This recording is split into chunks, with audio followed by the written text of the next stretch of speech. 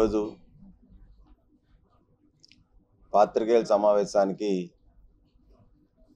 విచ్చేసినటువంటి పాత్రికేయ సోదరులు, ఎలక్ట్రానిక్ మీడియా ప్రతినిధులు, కెమెరామెన్ సోదరులు, ఫోటోగ్రాఫర్ సోదరులు అందరికీ కూడా పేరు పేరున హృదయపూర్వకంగా కృతజ్ఞతలు తెలుపుతా ఉన్నాను. మహావిశాఖ నగరపాలక సంస్థలో జీవీఎంసీ కౌన్సిల్ ఏర్పడిన నాటి నుంచి కూడా గత వైసీపీ ప్రభుత్వంలో అనేకమైనటువంటి వందల కోట్ల రూపాయలు టీడీఆర్లో అక్రమంగా మంజూరు చేశారు.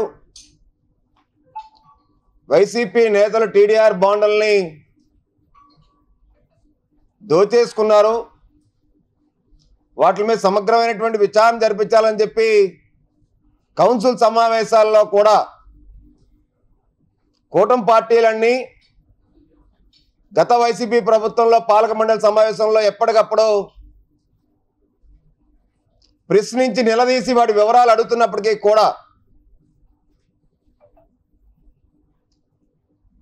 ప్రభుత్వం ఏర్పడి కూటమి ప్రభుత్వం ఏడాది అయినప్పటికీ కూడా ఇప్పటికీ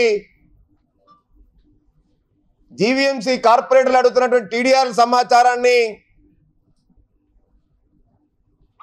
జీవీఎంసీ టౌన్ ప్లానింగ్ అధికారులు ఇవ్వకపోవడం అన్నది, గోప్యంగా ఉంచడం అన్నది,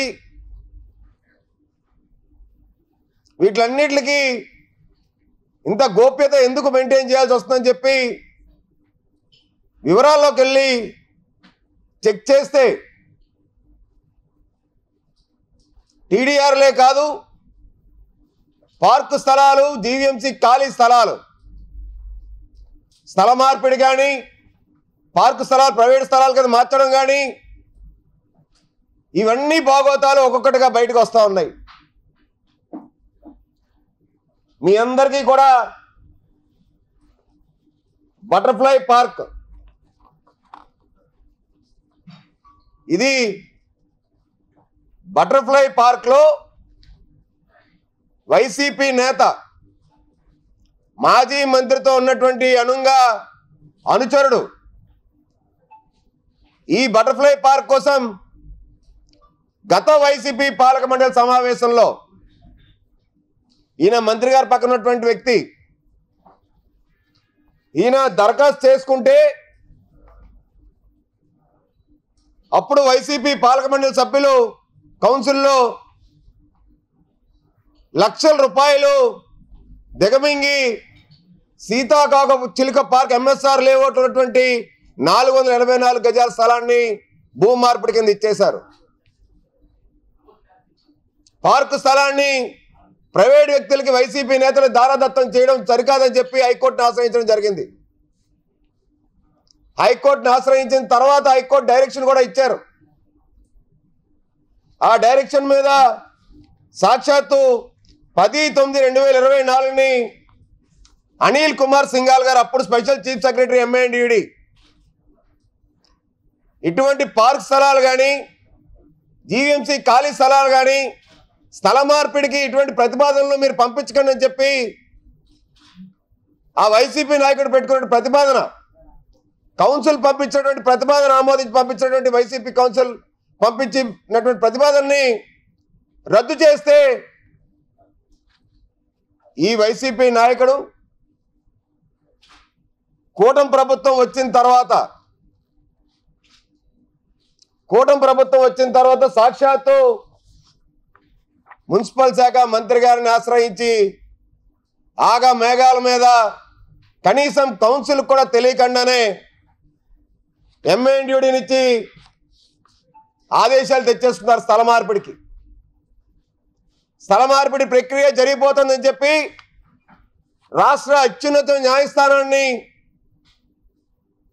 ఆశ్రయించడం జరిగింది. పార్కు స్థలాలు ప్రైవేట్ వ్యక్తులకి కట్టబెట్టకూడదు అని చెప్పి గత ప్రభుత్వ ఉత్తర్వులు జియో ఎంఎస్ నంబర్ 72 కానీ, దేశ అత్యున్నత న్యాయస్థానం సుప్రీంకోర్టు ఆర్డర్స్ కానీ హైకోర్టు ఆర్డర్స్ ధిక్కరించి ఇచ్చినటువంటి ఈ యొక్క స్థల మార్పిడి ఉత్తర్వుల మీద తక్షణమే నిలిపివేయాలి, రద్దు చేయాలని చెప్పి హైకోర్టును ఆశ్రయిస్తే రాష్ట్ర అత్యున్నత న్యాయస్థానం 2 వారాల క్రితం బటర్ఫ్లై పార్క్ మీద ఆ ప్రక్రియ స్టే విధించింది. మరి అదే మాదిరిగా అంటే వైసీపీ నేతలకి పార్కు స్థలాలు ఎలా కట్టబెడతారనే దానికి నిదర్శనం ఇది Narava EWS park social welfare layout చేసినటువంటి 1981లో ఆ యొక్క లేఅవుట్లో తెలుగులో ఫాస్టెస్ట్ న్యూస్ ఇప్పుడు కొత్త అవతారంలో 5 సెకండ్లోనే పూర్తి వార్తా సమాచారం మీ చేతిలో.